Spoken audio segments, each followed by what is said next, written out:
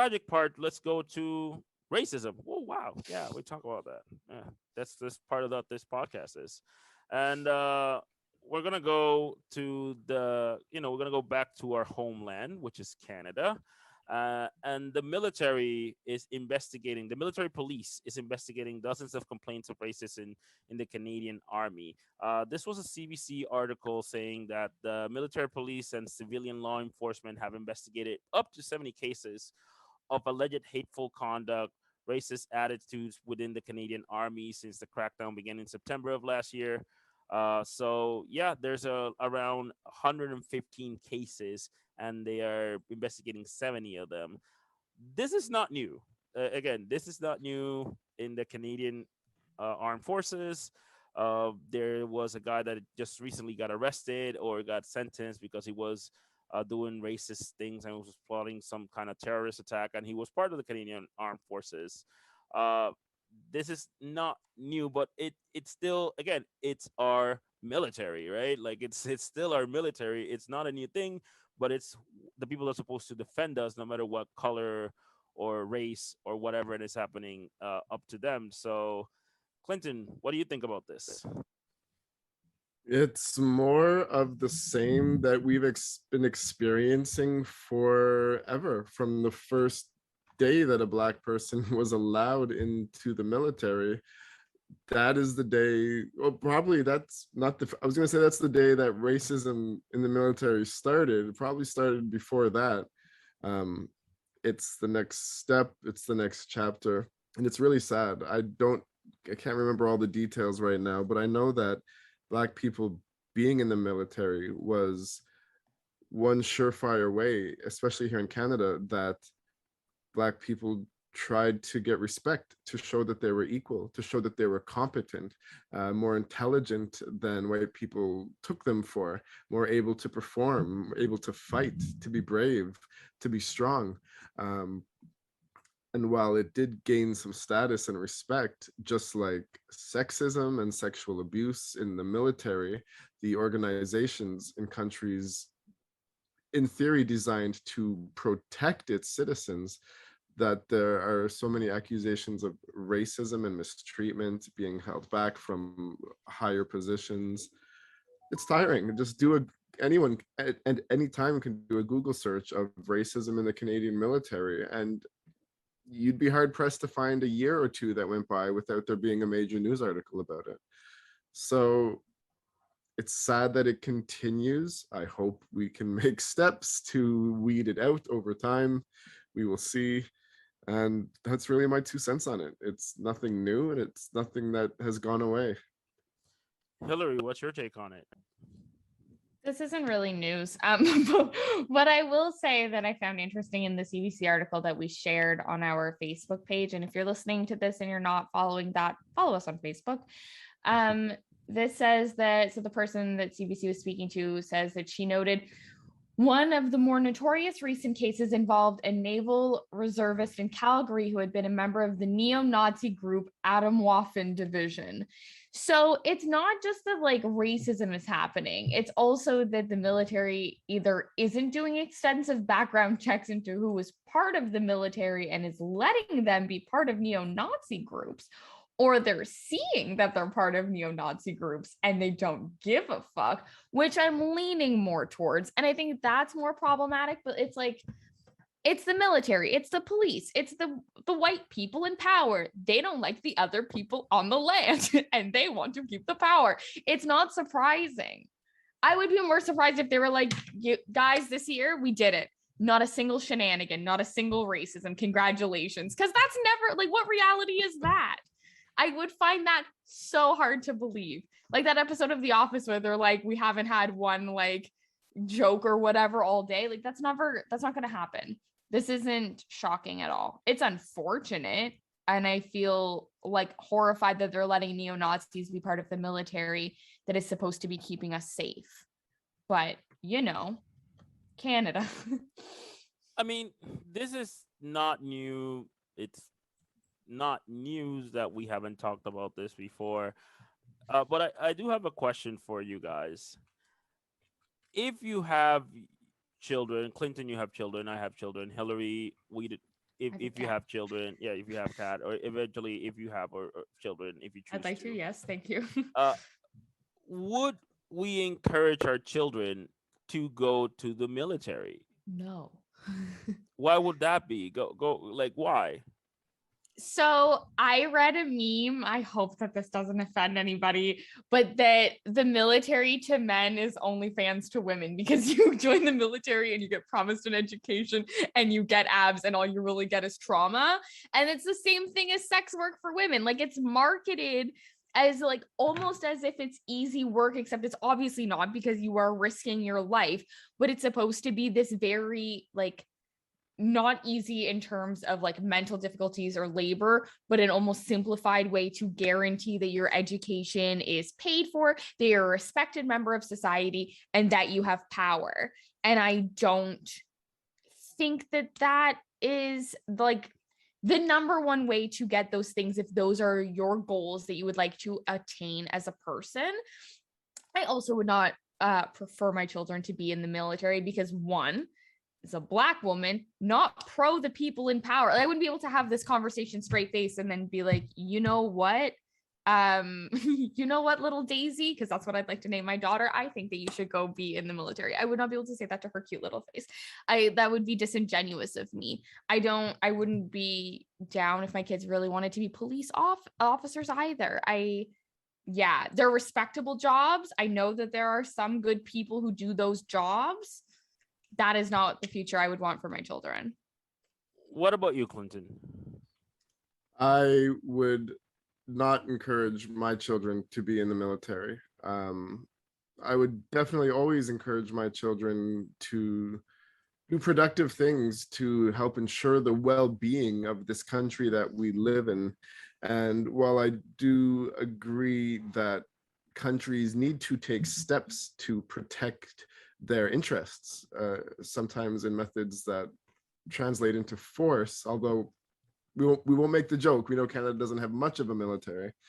It just would be too scary, and not even for the idea of them getting hurt or killed or dead, but just for the kind of like psychological traumatic abuse that these people in these isolated places under absolute authority and rule of their military leaders can be abused and hurt or held back, or there is the trauma of war, or even just seeing crazy things when you get assigned overseas.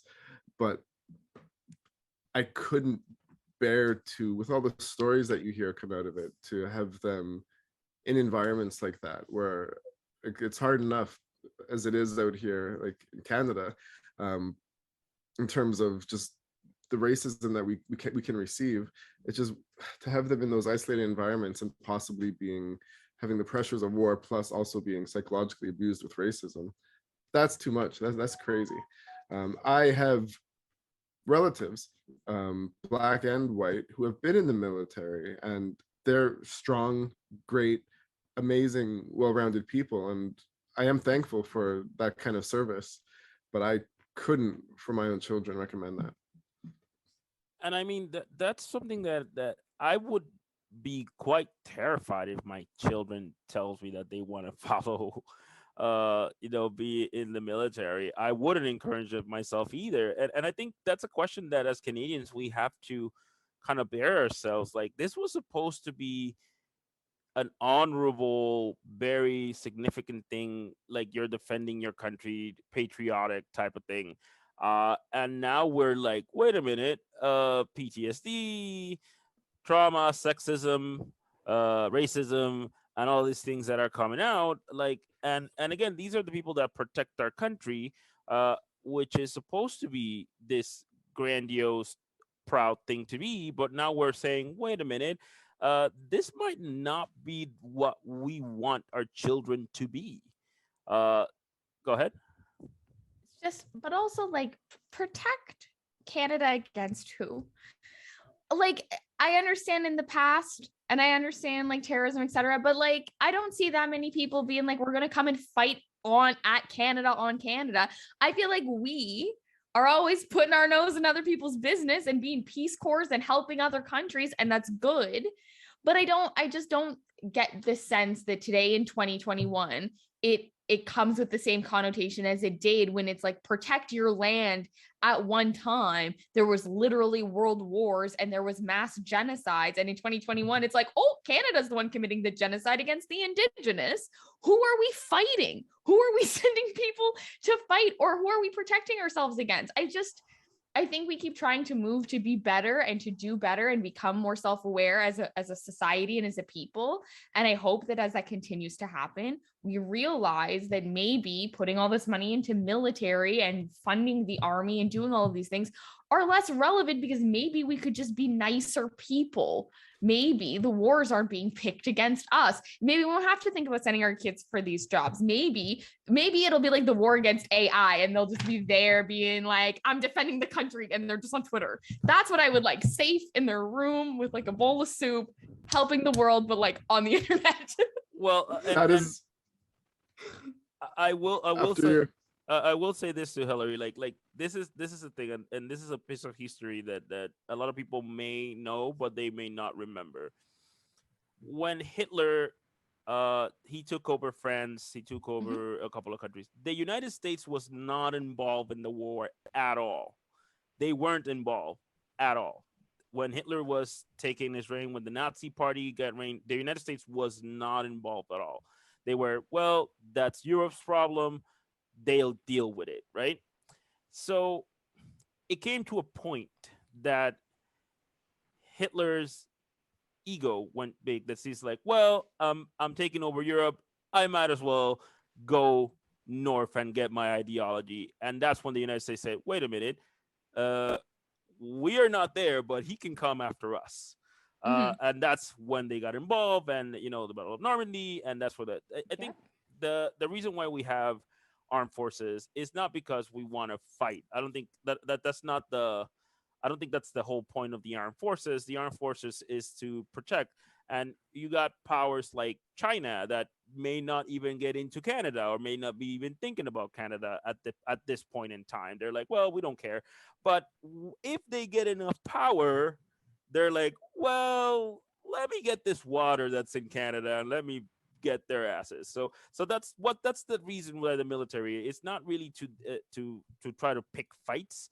It's more to kind of defend against interests that people have got, again, and not something that they plan to, but it's just in case it's there. Go ahead, Clinton. Sure, but it's a big just in case.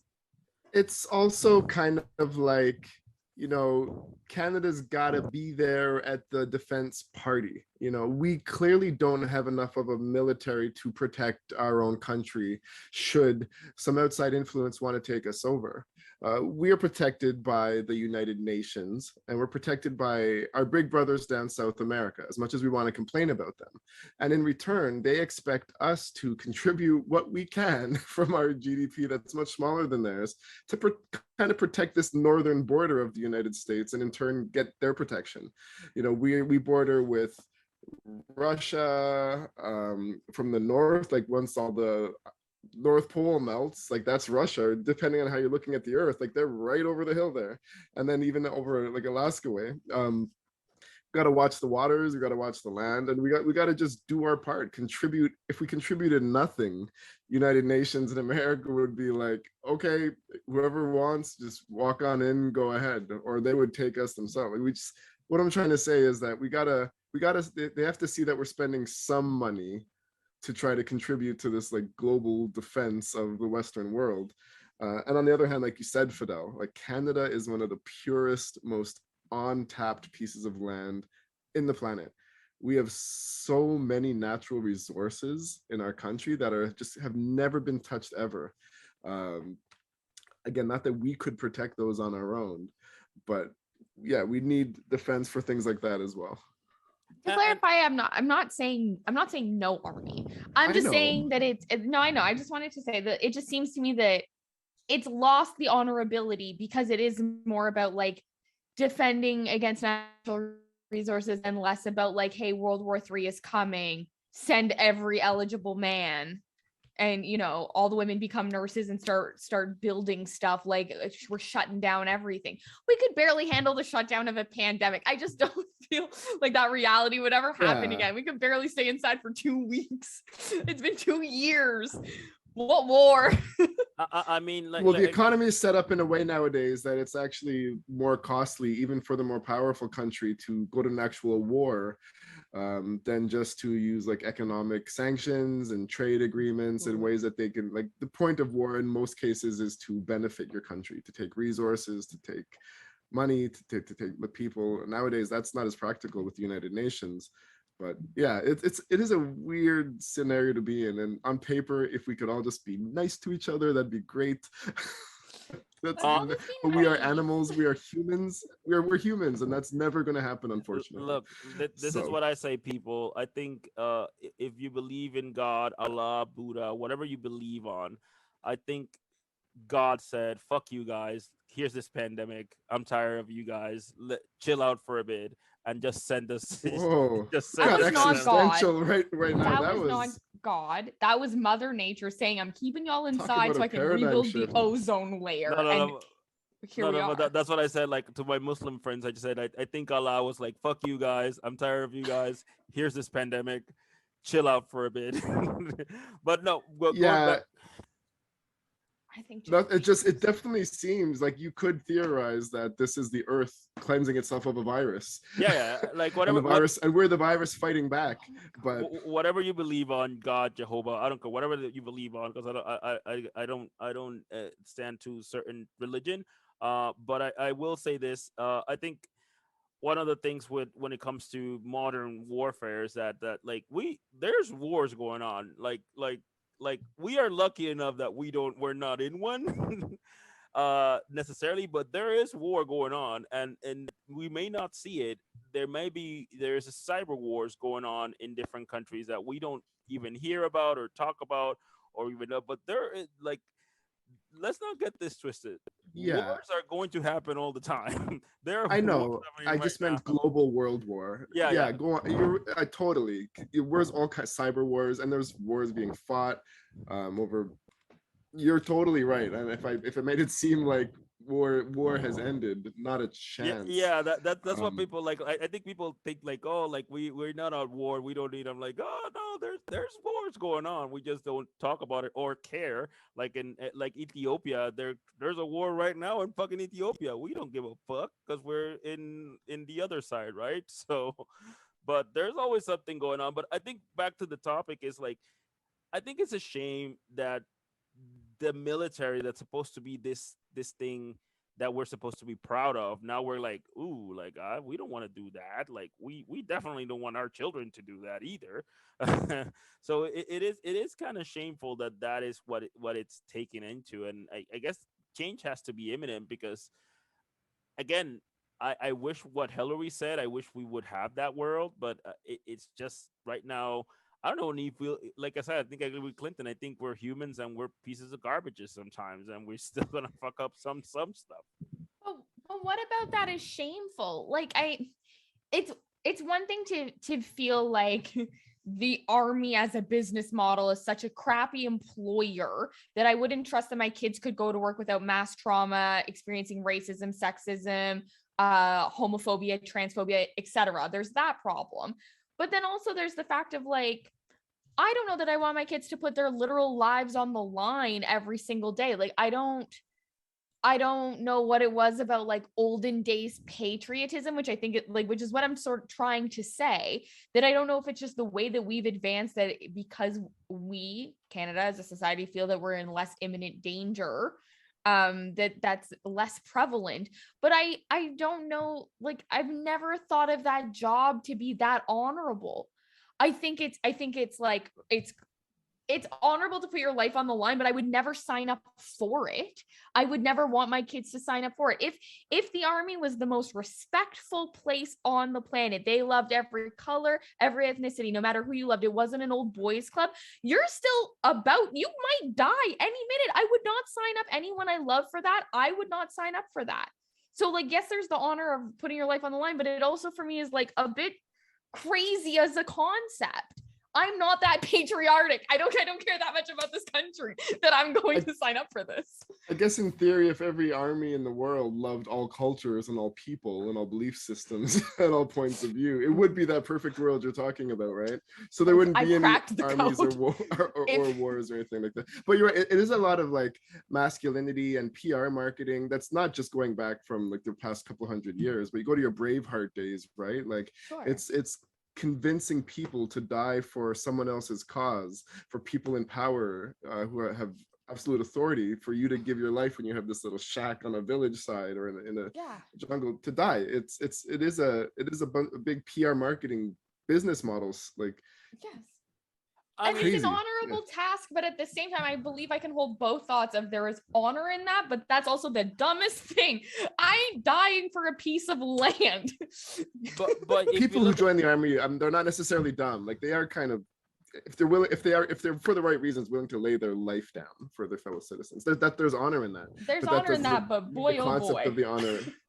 Doesn't mean the concept of the army is honorable. But I think some things we gotta look at the bigger picture, because if we go to that theory, I mean, and I think you're right, Hillary, in that sense. Why would people go and die for something? But if you look at gangs, people died in gangs, which is stupid, right? The Taliban, which is stupid, or like other Hamas and all the other groups that people literally put their lives because they believe in they have certain beliefs. Like we would say, again, to each his own. I basically don't think I should get killed, and I wouldn't put myself on a suicide bomber thinking that I want to be like that. That definitely I could see that, but I think that's our opinion, of course. But there are people there that once they have certain beliefs, that they will defend that belief till the ultimate price, which will be death, and they will feel honored to be that. And again, that's not necessarily our perspective, but there are people and those people should be able to do it. However, I think the bigger picture is that we still believe that the military is like men. That's the first thing. Like, hey, first of all, there has been women forever doing shit there. So like that's the first thing I think that the Canadian Armed Forces need to kind of like it's not just men. Like it's just not like that's not women have been there. They have done tremendous contributions to the armed forces. The second thing is that I feel like because we're not in the armed force. I think the armed forces itself need to kind of reimagine what it's like to be in the military. I think, and not just for Canada. I think Canada should start because we're in a very good position. But other countries as well need to reimagine what is the military. Why are you there? Because again, I think the military has done a lot of bad things, but has done a lot of good things. Because especially with people of color didn't have a shot in the early, in the 20th century, if it wasn't because of the military.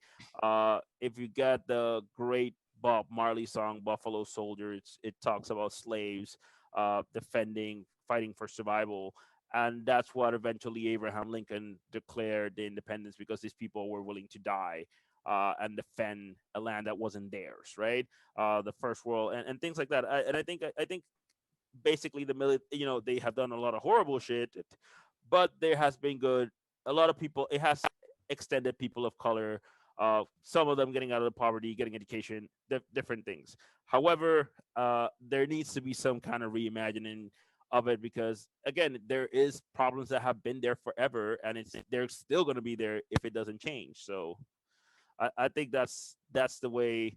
Hopefully it does. I think we should interview a Black military person. If you hear us and you're part of the military, please contact us, blackinthemaritimes@gmail.com. It will be definitely an interesting conversation to have.